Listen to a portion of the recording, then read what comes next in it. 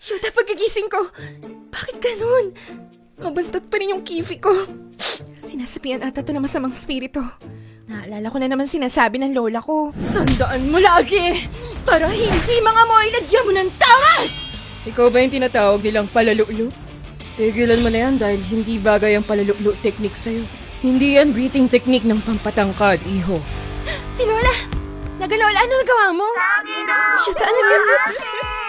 Mag-Rex Kifi na! Papawala, pati galis sa iyong Kifi! 6.9 SRP lang!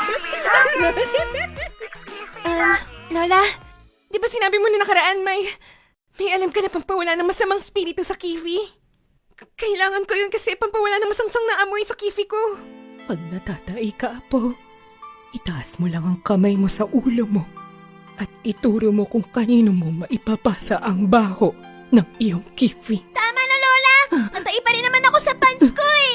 Hindi naman gumagana eh! Oo, hindi ako naniniwala sa'yo nun pero ngayon, lumala na yung amoy ng Kifi ko. Once na mabaho na ang iyong Kifi, ay lalaki ka ng mabaho ang Kifi. So wala na akong pag-asa! Lola naman, wag mo sabihin gagamitin ko yung Lola Remedios mo! Abay, syempre naman.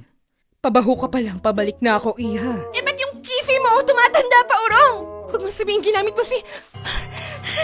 Once sarinitual mo si Ruben, manalagot ka sa akin!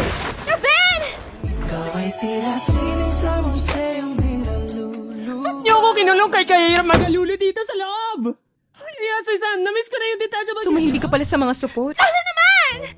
No, ito pala luklo, no? Hoy, bata, anong ginawa mo sa apo ko, ha? Yan ba yung Jill?